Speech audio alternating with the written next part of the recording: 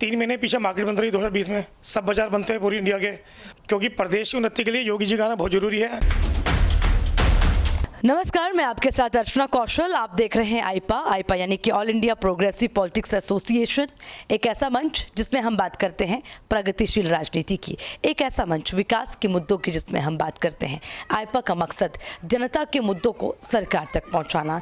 तो लगातार आईपा के माध्यम से बड़े बड़े मिनिस्टर से, बड़े बड़े एमएलए से और जनता से हमने बात की। तो आज व्यापार की भी बात करेंगे, क्योंकि कोरोना काल में क्या व्यापार की स्थिति रही और किस तरह से जो व्यापारी दल हैं वो सरकार से क्या मांग करते हैं, कितनी परेशानियां उन्होंने झेली, उसको लेकर भी बातचीत करेंगे। तो उसी बातचीत के लिए हमारे साथ खास शख्सियत यहाँ पर मौजूद हैं, उनसे बातचीत करेंगे। नवीन अरोड़ा जी हमारे साथ हैं और हैंडलूम वस्त्र व्यापारी संघ के अध्यक्ष हैं। नवीन अरोड़ा जी, बहुत बहुत स्वागत आपका। जी अर्चना जी। देखिए नवीन जी, अभी वर्तमान स्थिति आप खुद देख रहे हैं, एक बार फिर से कोरोना की स्थिति पैदा होगी और लॉकडाउन की स्थिति भी हो सकती है अगर आंकड़े लगातार इसी तरह से बढ़ते रहें। लेकिन उससे पहले थोड़ा पीछे जाते हैं, 2020 की बात करें। सर, कितनी परेशानियां रहीं अगर खासकर व्यापारियों की बात करें? सबसे बड़ा खतरा मंडराया उन पर। देखिए, अगर हम व्यापार की बात करें तो 2020 से अगर वर्तमान तक भी हम चलें, व्यापार 3 साल से चौपट ही है। क्योंकि हमारी जो कपड़ा मंडी है, इसका ऑल ओवर इंडिया में माल जाता है और सारा माल उधार बिकता है। 3 महीने पीछे मार्केट बंद रही 2020 में। सब बाजार बंद थे पूरी इंडिया के, तो लोग ना तो बाहर जा पा रहे थे। उसके बाद भी ट्रेनें बंद हो गई 6 महीने तक, आगे भी सितंबर अक्टूबर तक ट्रेनें नहीं खुली थी, फ्लाइट्स नहीं खुली थी, नए व्यापार पूरी से चल पाए थे। तो ना लोगों की पेमेंट आई, ना लोगों के खर्चे चले। तो लोगों ने जैसे करके व्यापार काटे, कई लोग तो फर्में बंद भी हो गई। तो व्यापार पर बहुत बड़ा इफेक्ट पड़ा था। जबकि इसमें सरकार ने एसएमई के माध्यम से कुछ लोगों को लोन देने की कोशिश की, कुछ और भी माध्यम बनाए, लेकिन तभी व्यापारी उभर नहीं पाया। और आज तक व्यापारी आप समझिए कि उसी उधेड़-बुन में लगा हुआ है कि कैसे अपने आप को सर्वाइव करेगा। और आज तक व्यापारी हमारा इसी में मतलब उलझ के रह गया कि कैसे करें। 2021 में दोबारा कोरोना आ गया, जैसे तैसे निपटा। आज 2022 चल रहा है, दोबारा देश के सामने वो स्थिति दोबारा पैदा हो गई है। केसेस बढ़ रहे हैं, लेकिन हम सरकार से ये भी अपील करेंगे कि अब लॉकडाउन ना लगाए। ठीक है, कुछ पाबंदियों के साथ बाजार खुले रहें। अगर बाजार बंद कर दिए तो बहुत बुरा हो जाएगा, लोग बर्बाद हो जाएंगे, लोग सुसाइड करने को मजबूर हो जाएंगे व्यापारी हमारे। ठीक है नवीन जी, अभी कल की बात है जब विनीत शारदा जी से हमारी मुलाकात हुई है, जो कि व्यापार प्रकोष्ठ के प्रदेश अध्यक्ष हैं। 5वीं बार उन्हें ये मौका मिला है, व्यापारियों से भी उन्होंने बातचीत की है। तो मैं आपसे समझना चाहूँगी, क्या व्यापारियों के लिए सरकार की ओर से बड़ा फैसला लिया गया? एमएसएमई का जिक्र लगातार करते हैं मुख्यमंत्री भी और प्रधानमंत्री नरेंद्र मोदी जी ने भी जिक्र किया था। आपसे ज़्यादा बेहतर तरीके से हम समझ पाएं। देखिए, एसएमई के माध्यम से सरकार हम लोग को ऋण देने की बात करती है कि आप उद्योग लगाइए, उसमें ऋण देंगे। देखिए, ब्याज तो देना पड़ता है ना। ठीक है, व्यापारी ब्याज तले दब जाता है, या तो सरकार उसमें सब्सिडी दे हमारे को कुछ, कि आपको 50% की छूट है, 40% की छूट है, बाकी आपको देना पड़ेगा। अब देखिए, व्यापारी अगर पहले ही परेशान है, ऊपर से ऋण उस पर चढ़ जाए। जैसे सरकार ने जिन लोगों के पास लिमिट थी या लोन थे बैंकों से, ये कहा कि आप 10% का लोन एक्स्ट्रा ले सकते हैं। ठीक है, कोई 1 करोड़ का लोन था, 50 लाख का लोन था, उसको 5 लाख और दे दिया, 10 लाख और दे दिया, तो 10 लाख के कर्जे में और आ गया। उसे सरकार को ब्याज तो भरने हैं ना, या तो बैंक ब्याज छोड़ें। सरकार ने किसी भी दृष्टि से अगर देखा जाए तो कहीं भी ब्याज से समझौता नहीं किया। 3 महीने बाजार बंद रहे, 3 महीने बाजार स्ट्रगल करता व्यापारी, 6 महीने तो उसे काम नहीं चले, व्यापार बंद रहे, लेकिन उसे बैंकों को अपनी लिमिट्स का 6 महीने का ब्याज देना पड़ा। ठीक है ना, सिर्फ इतना सहयोग जुर्माना कि उसको लोन बढ़ा के ये कहा गया कि आप उसमें सम्मिलित कर लीजिए, आपका ब्याज आप 50 लाख 5 लाख पे बढ़ा रहे हैं तो आपका ब्याज उसमें एडजस्ट होगा। लेकिन उस पर तो कर्जा 55 लाख का हो गया, तो बेचारा वैसे ही मर गया, उसमें धंधे उसके चौपट थे। तो ठीक है, फौरी आधार पर राहत मिली, लेकिन इसे राहत नहीं कहा जा सकता। सरकार ने बिजली बिलों को छूट नहीं दी, प्रतिष्ठान बंद थे, सबको बिजली बिल पूरे भरने पड़े। अभी तो कह दिया है 50%, अभी कहा है, लेकिन वो भी किसानों के लिए कहा है, शहर वासियों के लिए कोई छूट नहीं है। उसमें भी व्यापारी के लिए कोई छूट नहीं है।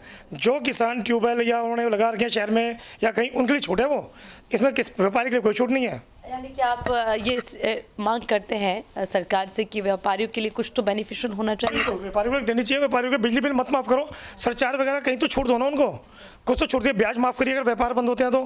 देखिए, व्यापारी ही अगर देखा जाए तो काम देनु गाय हैं, ठीक है ना, सरकार की वही टैक्स देता है, उसकी टैक्स से सरकारें चलती हैं। अगर उसे भी परेशान करेंगे तो कहाँ से काम चलेंगे? ठीक है, योगी सरकार, मोदी सरकार में व्यापारी सुरक्षित है, हमारी बहन बेटियाँ सुरक्षित हैं, व्यापार बड़े हैं, हम ये नहीं कहते खराब हुए हैं, क्योंकि शांति से सब काम हो रहे हैं। लेकिन थोड़ा सा ध्यान भी व्यापारी और भी देना चाहिए, क्योंकि व्यापारी इस देश की प्रगति का सबसे बड़ा साधन है। एक तरफ आप कह रहे हैं व्यापार बड़े हैं, यानी कि ये तो अच्छी बात हो गई व्यापारियों के लिए, फिर दूसरी तरफ आप ये भी कह रहे हैं कि समस्याएं हैं अभी। थोड़ा ये तस्वीर साफ करें, क्योंकि ये दो पहलू हो गए। अभी जैसे एमएसएमई के माध्यम से बहुत सारे ऐसे छोटे छोटे व्यापारी दल जिनको पूछा नहीं जाता था, उनको शायद बेनिफिट हुआ हो, और क्योंकि आप खुद बिजनेसमैन हैं तो आपसे हम ये समझेंगे क्या नुकसान और क्या फ़ायदा, ये दोनों तस्वीरें साफ होनी चाहिए। देखिए, अगर सरकार की तरफ से हम बात करें तो ठीक है, छोटे छोटे दुकानदारों को बहुत फायदे हुए हैं। और मेरा जो कहना था कि व्यापार बढ़े हैं, बढ़ने से मेरा मतलब ये था कि जो पुरानी सरकार आती है, रंगदारी, गुंडागर्दी, लूट डकैती हैं, खत्म हो गई हैं। व्यापारी सुरक्षित है। पहले शाम को व्यापारी कैश लेकर निकल सकते सड़कों पर, आज वो घर अपने बिल्कुल शांति से पहुँच जाता है।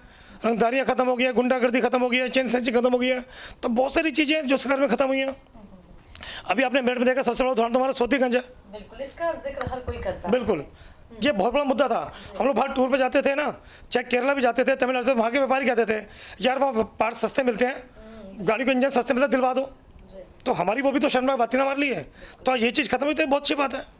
लेकिन नवीन जी, इस मुद्दे पर भी विपक्ष ये कहता रहा है कि ये वो वाली बात हो गई, एक मछली जैसे पूरे तालाब को गंदा करती है, वैसे ये सोतीगंज का जैसे आप मुद्दा उठा रहे हैं, इसमें उनका ये कहना रहा कि छंटनी होनी चाहिए थी, लेकिन पूरा बाजार ही बंद कर देना तो गलत है। आप क्या कहेंगे, क्योंकि आप खुद मेरठ के निवासी? नहीं, सरकार ने को पूरे बाजार को बंद करने को कहा, हमारे प्रशासन ने भी। उन्होंने ये कहा कि जिन जिन लोगों के पास ये काम दो काम बंद कर दीजिए, और अपने हमें वो दिखाइए, प्रूफ दिखाइए कि आप क्या काम करते हैं। जो स्वच्छ काम कर रहे थे उनको तो मना नहीं किया उन्होंने, आज भी कर रहे हैं। जो लोग चोरी की गाड़ियाँ काट के बेचते थे, उनके इंजन बेचते थे, उनको निकेल कसी है। जिनके पास प्रूफ थे कि उन्हें गाड़ी मान लो नीलामी में लिए, सरकारी वहाँ नीलाम होते हैं, या किसी की सेकंड गाड़ी बेच के लिए, तो पेपर दिखाइए। अगर प्रूफ है तो सरकार कुछ नहीं कह रही उसको। तो नवीन जी, आप भी अपने काम को लेकर ज़रूर आते जाते रहे होंगे। सड़क की स्थिति बेहद ख़राब थी, गड्ढा मुक्त सड़क बनाने की बात योगी जी ने कही थी। आपके मेरठ में सड़कें अब सही हो गई? देखिए, सड़कें शहर की काफ़ी अच्छी हुई हैं पहले से, लेकिन मेरठ शहर से बाहर निकलें तो हाईवे की स्थिति आप देखिए तो हम दिल्ली जाते थे 3.5-4 घंटे में दिल्ली पहुंच लगते थे। आज हम घर से 1.25 घंटे में दिल्ली पहुंच जाते हैं। आपको देहरादून जाना है, पहले 5-6 घंटे लेकर चलता था आदमी, आज घर से कहता है 2 से 2.5 घंटे में देहरादून पहुँच जाऊँगा। ठीक है ना। आपको अमृतसर जाना है, आप 7 घंटे में अमृतसर पहुंच जाइए, जहां पहले 12 घंटे गाड़ी जाकर नहीं पहुंच पाते थे। तो देखिए, सरकार ने हाईवे एक्सप्रेस इतने दिए हैं, देहरादून, आगरा, लखनऊ, 6 घंटे में लखनऊ पहुंच जाइए आप। तो बहुत सारे फायदे हैं सरकार से, ऐसा नहीं है, और बहुत अच्छी सरकार है ये। तो अब मेरठ में सीटों पर बंटवारा होना भी शुरू हो गया, लगभग सीटें सबकी तय हो गई हैं। तो आपको क्या लगता है इस बार मेरठ की जो अगर ताजपोशी होती है विधानसभाओं की हम अगर बात करें, तो किसे इस बार मौका मिलना चाहिए? देखिए, बिल्कुल योगी जी को ही आना चाहिए, क्योंकि प्रदेश की उन्नति के लिए योगी जी का आना बहुत जरूरी है। उनके राज्य में गुंडागर्दी, बहन बेटियों की सुरक्षा बड़ी है। आज बेटी हमारी रात को 10 बजे घर से निकलती है तो डर नहीं होता, पहले शाम को 6 बजे घर से नहीं निकलती थी। तो हम तो कहेंगे योगी जी मुख्यमंत्री दोबारा बनने चाहिए और उन्हीं की सरकार आनी चाहिए। यानी कि एक बार फिर से बीजेपी की वापसी। ठीक है। अच्छा, क्योंकि आपने क्राइम का भी जिक्र किया, अच्छा आप ये बात मानते हैं कि जब अपराध की बात होती थी तो उत्तर प्रदेश का नाम आता था? देखिए, ये कहीं ना कहीं अपने आप में थोड़ा सा ये महसूस होता था कि आबादी बहुत ज़्यादा है तो जाहिर सी बात है अपराध ज़्यादा होंगे, लेकिन अभी माना जाता है कि अपराध मुक्त हो चुका है उत्तर प्रदेश लगभग, और मेरठ में भी बहुत कम हुआ है रेशो। आप सहमत हैं इस बात से, लूटपाट और अपराध कम हुए हैं? देखिए, मेरे हिसाब से कम हुआ, और मैं भी नहीं कहता कि तो आपको, आप भी मीडिया में है, अखबार पढ़िए, सोशल मीडिया पर देखिए, अखबार अब है ही नहीं। पहले डेली आता है चेन सेंसिंग हो रही है, बहन बेटियों की इज्जत लूटी जा रही है, आज कुछ भी नहीं है। तो ये चीज़ बहुत सुरक्षित है सब चीज़ें। तो हम तो कहते हैं ऐसी सरकार आनी चाहिए और इस तरीके से हमारे देश को आगे बढ़ना भी चाहिए। तो चलिए, इस बार आप जो है बीजेपी को वोट देने वाले हैं? बिल्कुल, मैं भी दूंगा, मेरा परिवार, और मैं जितने मेरे सहयोगी मैं उनसे भी कहूँगा कि बीजेपी को ही डंके की चोट पर वोट दें।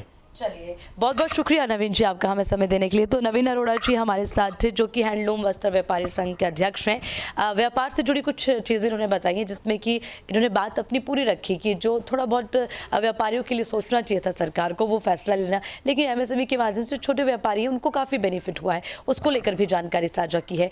तो ज़रूरी है हर क्षेत्र के जो है हर विभाग के बारे में हमें बात करना, चाहे वो व्यापार मंडल की बात हो, जनता की बात हो, राजनीति की बात की जाए, क्योंकि ये तमाम चीज़ें कहीं ना कहीं सरकार की जिम्मेदारी है। चलिए, नवीन अरोड़ा जी ने तो अपना फैसला सुना दिया कि इस बार बीजेपी को वोट देने वाले हैं और एक बार फिर योगी सरकार आनी चाहिए, लेकिन पूरे उत्तर प्रदेश की जनता क्या कहती है 10 मार्च को तय होगा और 10 फरवरी से शुरुआत होने जा रही है। फिर मिलेंगे नई शख्सियत के साथ, मुझे दीजिए इजाज़त, नमस्कार।